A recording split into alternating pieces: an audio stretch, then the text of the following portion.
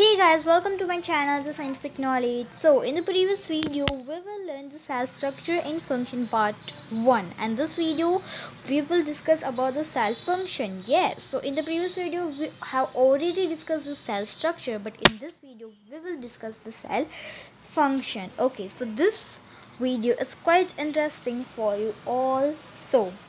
Okay, so let's get started. I'm gonna to be share something pictures with you, the basic names of the cells part. Okay, so let's get started. And friends, if you will see my video, then please like, share and subscribe to my channel and press the bell icon for all the updates. So now let's get started without wasting any time. So guys, जो भी screen में आपके सामने मैंने एक picture रखा है, तो आप देख सकते हैं ये क्या है। तो ये एक प्लांट सेल है। जी हाँ, yes, it is a plant cell. Okay, अब यहाँ पे लिखा है कुछ उसके नेम्स, उसके पार्ट्स के नेम्स। तो मैं अब उस नेम का फंक्शन क्या होता है वो आपको एक्सप्लेन करने वाली हूँ, ठीक है। ओके फ्रेंड्स, तो फर्स्ट जो है यहाँ पे न्यूक्लियस दिया गया, तो आप देख सकते हो कि वो दिया गया है लेफ़्ट साइड में इमेज के।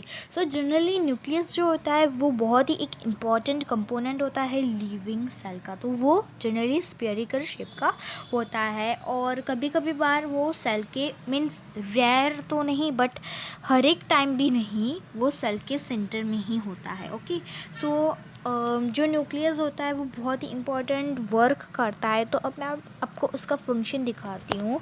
वो जो न्यूक्लियस होता है वो सेल मेम्ब्रेन और साइटोप्लाज्म के बिटवीन होता है। आप देख सकते हैं इमेज के राइट साइड में साइटोप्लाज्म है और फर्स्ट जो है वो सेल मेम्ब्रेन है, राइट। सो बेसिकली जो न्यूक्लियस होता है वो सेल मेम्ब्रेन और साइटोप्लाज्म के बीच में होता है। ओके, अब न्यूक्लियस को साइटोप्लाज्म से सेपरेटेड रखने के लिए एक एक्स्ट्रा मेम्ब्रेन आता है जिसको हम कहते हैं न्यूक्लियर मेम्ब्रेन।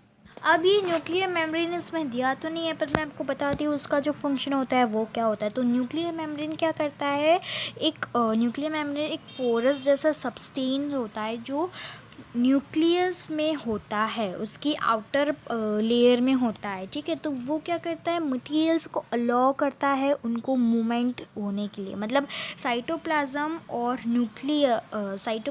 न्यूक्लियस के बीच में जो जगह होती है वहाँ पे भी बहुत सारे सब्सटेंसेस और मटेरियल्स होते हैं, तो उनको अलाउ करता है मूवमेंट देने के लिए, ठीक है। So with the higher magnification we can see a smaller spherical body in the nucleus. Okay, so higher magnification से हम एक छोटी सी स्फेरिकल बॉडी जैसा देख सकते हैं न्यूक्लियस में, तो उसको हम क्या कहते हैं, न्यूक्लियोस, ठीक है। तो आप समझिए न्यूक्लियस यहाँ पे दिया है, वो क्या होता है, एक इम्पॉर्टेंट कंपोनेंट होता है लिविंग सेल का। अगर वो लिविंग सेल में नहीं होता तो लिविंग सेल डेड सेल बन जाता है, ठीक है। सो उसी न्यूक्लियस सेल मेम्ब्रेन और साइटोप्लाज्म के बिटवीन होता है, और न्यूक्लियस को सेपरेट करने के लिए एक मेम्ब्रेन बनाया जाता है। न्यूक्लियस और साइटोप्लाज्म को सेपरेट करने के लिए एक मेम्ब्रेन बनाया जाता है जिसको हम न्यूक्लियर मेम्ब्रेन कहते हैं। उसका फंक्शन भी मैंने आपको बता दिया। ओके, वो पोरस होता है और मटेरियल को अलाउ करता है मूवमेंट करने के लिए। अब न्यूक्लियस के अंदर with the higher magnification we can see a spherical body that's known as the nucleolus. अब जो न्यूक्लियोस आता है वो एक थ्रेड लाइक स्ट्रक्चर्स होता है, वो कहलाता है क्रोमोसोम्स। अब न्यूक्लियस में भी थोड़ा थोड़ा थ्रेड लाइक स्ट्रक्चर्स जैसा होता है जिसको हम क्रोमोसोम्स कहते हैं। Okay guys, so now I will tell that which is the living organism of the cell. Okay, so the living organism of the cell is protoplasm. Now two questions arise in your mind, that what is the meaning of the protoplasm and why it is known as the living organism of the cell. So let me give the answer. The answer is a first, the protoplasm means the nucleus, the substance which contains nucleus, not which contains but nucleus जिसमें होता है, cytoplasm होता है, उसके बाद chromosomes होता है, ठीक है, तो वो सब होता है, वो एक वो सबको मिला के हम उसको प्रोटोप्लाज्म कहते हैं, ठीक है। So protoplasm is known as living organism because अगर ये न्यूक्लियस है, फिर क्रोमोसोम्स है, न्यूक्लियर मेम्ब्रेन है, ठीक है, साइटोप्लाज्म है, वो सब अगर सेल में नहीं होता है तो फिर सेल जो होता है वो डेड हो जाता है, ठीक है। So that is why protoplasm, that means nucleus, nuclear membrane, chromosomes, okay. So अगर वो नहीं होते तो फिर सेल डेड हो जाता है। So this all means the protoplasm is necessary, okay. So now move to the next one. Now I am gonna to be tell some facts about this. If I tell for some basic knowledge like for the fact, तो cell without a well-organized nucleus is called prokaryotic cells, मतलब जिस भी cell में एक well organise nucleus नहीं होता है उसको हम प्रोकैरियोटिक सेल्स कह सकते हैं, और जिस भी सेल में एकदम प्रॉपर अमाउंट और वेल ऑर्गेनाइज्ड न्यूक्लियस होता है उसको हम कहते हैं यूकैरियोटिक सेल्स। तो this is only for a fact. So अब हम आगे चढ़ते हैं सेल मेम्ब्रेन की तरफ, ठीक है। सो सेल मेम्ब्रेन जनरली आप देख सकते हैं कि जो ग्रीन कलर का पोर्शन दिया है उसको हम सेल मेम्ब्रेन वहाँ पे दिया गया है। तो सेल मेम्ब्रेन क्या करता है, पूरे सेल का आउटर कवरिंग होता है जो पूरे सेल को प्रोटेक्ट करता है, ठीक है, उसकी एक बाउंड्री जैसा होता है जिसको हम कहते हैं सेल मेम्ब्रेन। अब सेल वॉल क्या होता है मैं आपको दिखाती हूँ। सेल वॉल जो होता है वो सिर्फ प्लांट सेल में ही होता है, जो प्लांट को प्रोटेक्ट करता है कोई भी मॉइस्चर से, विंड से या फिर रेन सीजन से, ऐसा कुछ से, ठीक है। अगर आप देखने जाओ तो जो सेल वॉल है वो थोड़ा सेल मेम्ब्रेन से भी ऊपर की तरफ है, ठीक है। सो दैट्स मीन्स कि सेल मेम्ब्रेन का भी एक आउटर कवरिंग होता है जिसको हम कहते हैं cell wall, okay.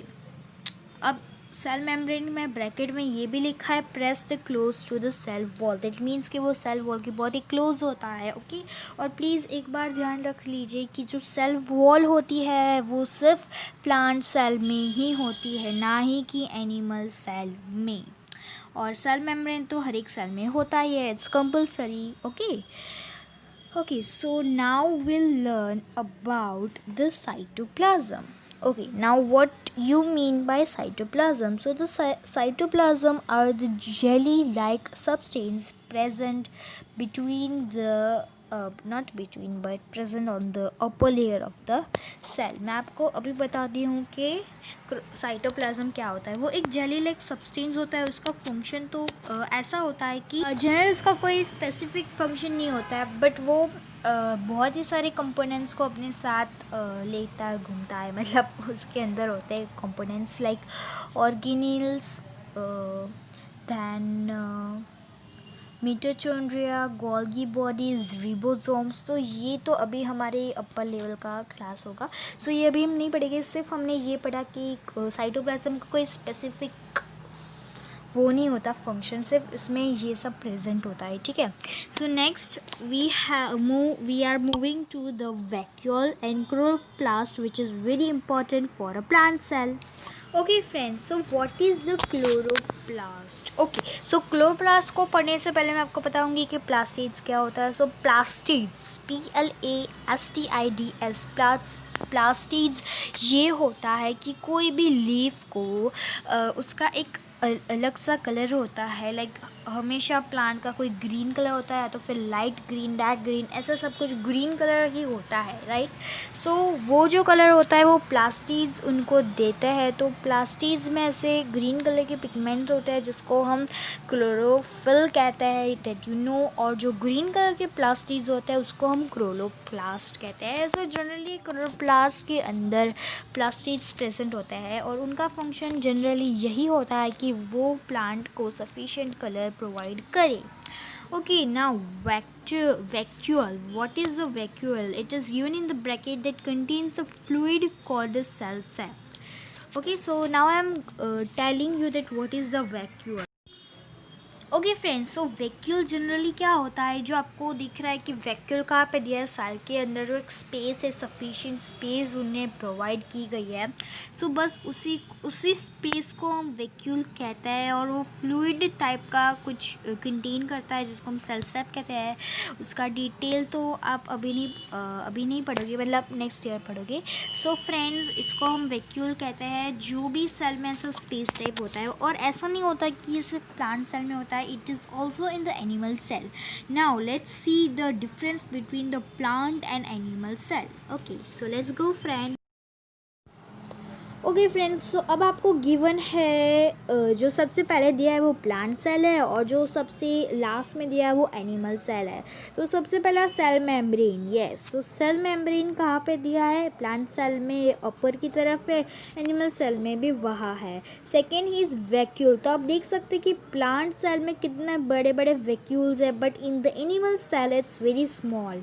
Okay, so nucleus you can identify it by seeing the center of the animal cell and on the right side of the plant cell. Yes, so you can see the nucleus and the cytoplasm. जो yellow colour का आपको portion दिख रहा है animal cell में, that's called the cytoplasm, and you can see the light green portion and the plant cell, that's also called the cytoplasm. So friends, hope you like this video. Okay friends, so अब हम सबसे last सिर्फ एक fact के लिए देख लेते हैं कि कौन सा जो होता है वो किस में प्रेजेंट होता है, किस में एब्सेंट होता है। तो जो सेल मेम्ब्रेन होता है वो प्लांट सेल में प्रेजेंट होता है, एनिमल सेल में भी प्रेजेंट होता है। सेल वॉल प्लांट सेल में प्रेजेंट होता है, एनिमल सेल में एब्सेंट होता है। न्यूक्लियस जो होता है वो दोनों में प्रेजेंट होता है। Nuclear membrane is also present in the both. Cytoplasm भी दोनों में प्रेजेंट होता है। सिर्फ प्लास्टिड प्लांट सेल में प्रेजेंट होता है, एनिमल सेल में एब्सेंट होता है। और वैक्यूल भी दोनों में प्रेजेंट होता है, but you can see in the plant cell it's very large and in the animal cell it's very small. So this is the different. Okay, so guys, if you like the video, then please subscribe to my channel and press the bell icon for all the updates, and for the next video please subscribe to my channel. Okay, so bye bye, we will meet in the next video, and I will try to make the next video very interesting and full of knowledge. So bye friends.